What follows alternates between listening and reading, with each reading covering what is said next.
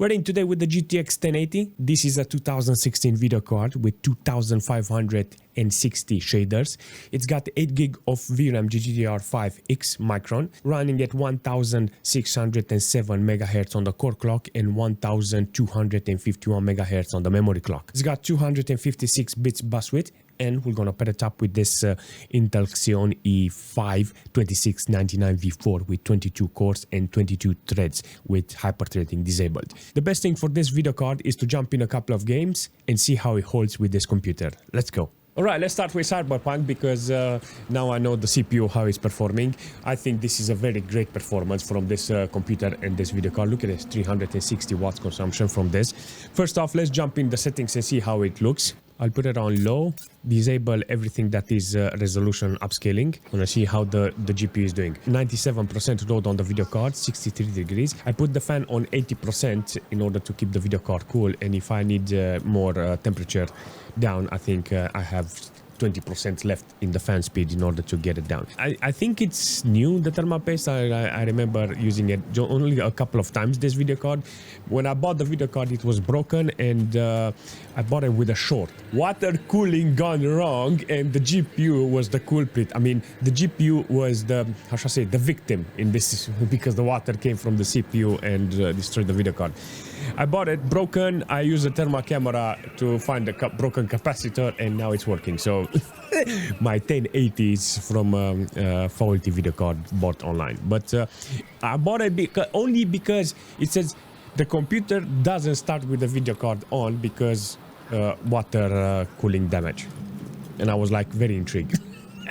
And I was lucky, you know, because this was on the height of the price of the GPUs in the mining years. Seriously, I wish I could have bought this video card today with that condition, because it would have been very cheap. I'm gonna use Fidelity FX Super Resolution with this, and I'm gonna put it on performance. I know ultra performance is crap, and I don't want that. And I need to see if I can distress the GPU. Yes, so on low details with with performance on upscaling, you can actually see that the video card is distressed, and I can reach 100 FPS.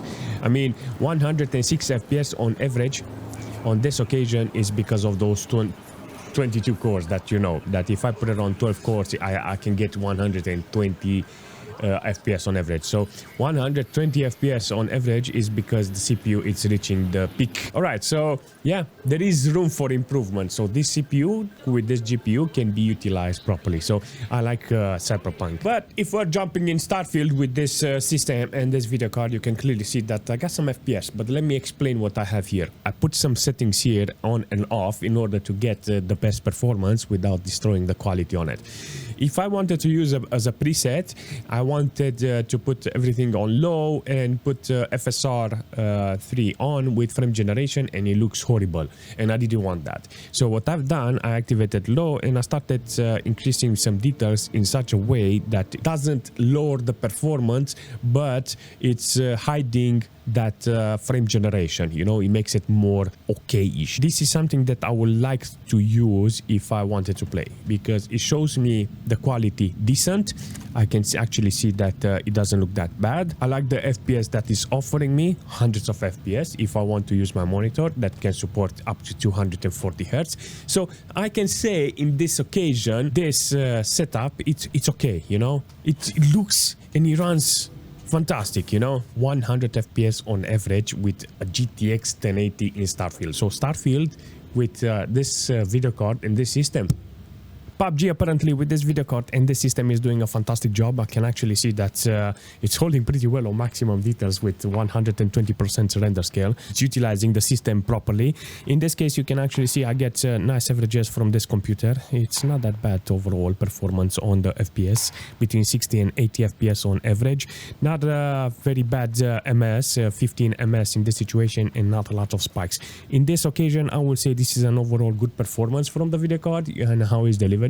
I think 120% render scale, it's an over exaggeration in this case. I like the performance this video card is offering me. The temperature is good, considering it's 100% fan speed. 4.5 gig of VRAM utilization from the video card is okay, considering it's an 8 gig of VRAM model. So in this case, I will say it's definitely using the VRAM. The CPU, on the other hand, it's used around 30-40% in this case. That's not a bad load considering the temperature this CPU is got. But to be fair, I'm actually surprised that this computer is running like this with 74 FPS on average.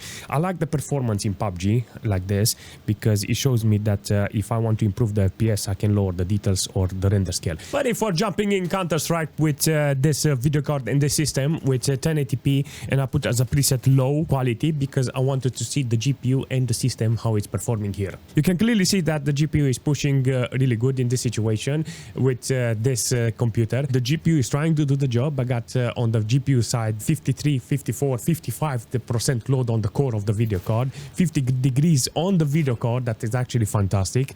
Hundreds of FPS, nearly to 200 on average. Only 2.7 gig of VRAM from the video card utilization, and I get this amount of FPS as an average.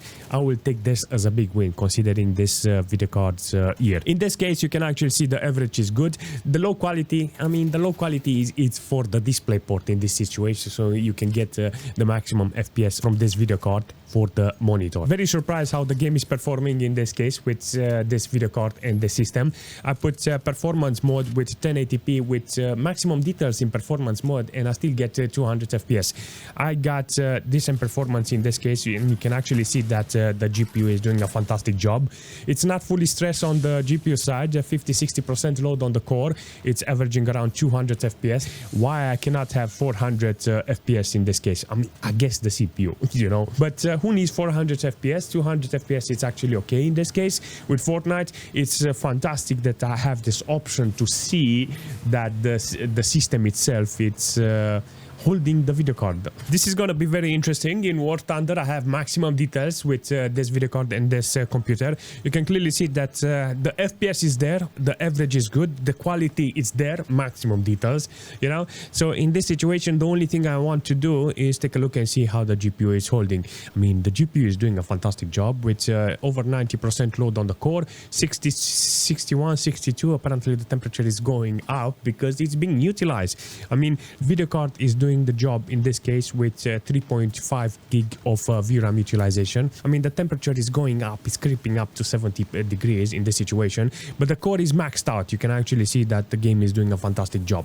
150 FPS on average, and look how flat the frame time is. You understand? There's no spikes, no nothing. The video card on maximum details can actually do the job here. You don't need 8 gig of VRAM in this situation with this video card, but you can clearly see you need at least 5 gig because this is 3.8 gig of VRAM utilization, and World of Tanks, you know, it's gonna go up in the VRAM. So I think it's justifiable to have an 8 gig VRAM model in this case. 4 gig, no. If you have a GTX 970, you're done, because that video card can only do 3.5 gig of VRAM, and here it's utilizing 3.8. So in that situation, you have to lower the details. Hear me out, Watch Dogs Legion. Apparently, after installing the CPU, I was like wondering how many FPS I get with this. That I know it was a very CPU demanding game. You know, so in this situation, I put everything on low details, stripped down 1080p lowest details as possible to see which one is stopping the FPS. In this situation, you can clearly see the load on the video card is maximum. I got 115, 120 FPS on average. That is a fantastic number. It's doing exactly what I want from this computer. So I activated the highest details, that is ultra preset, and the game looks fantastic. I'm not joking. The amount of details in this game is fantastic, and you can actually see here the video card and the system is doing a fantastic job. So the system is using 12 gig of system RAM in order to deliver this performance. I like the performance that I get from this game with this combination. You know, In this case, you can see that the CPU is loaded, the system RAM is loaded, the GPU is loaded, 6.5 gig of VRAM utilization in order to do 55 FPS on average with nearly 20 ms. That's not okay, you know, but of course you don't need to put it on ultra. You can put it on high details because even on high details it looks fantastic. The ms, it's flat, but it's nearly 220, and I think in this situation you can clearly see that you need some adjustment. Plus, look at the wattage, 360 watts consumption from this computer. I mean, it's doing fantastic, but yeah, definitely it will be ideal to have a little optimization in this case. But if we're jumping in GTA 5 here with this GTX 1080 with maximum details without advanced graphics, you know, without 1.5 frame scale and 2.5, without butchering the whole system, you can actually see that the system is doing a fantastic job here with this video card. I mean, the only thing good will have been if I would have put it on 4 or 6 cores, this CPU, and see how GTA 5 is working then. I'm 100%, I will have had more FPS on GTA 5 online. But in this situation, you can clearly see that the GPU is doing a fantastic job. I got only 50% load on the video card, 53 degrees. I mean, the GPU is doing a great work. I got less than 300 watts consumption from this computer, and that is okay. 4.6 gig of VRAM utilization from this video card. That is actually fantastic.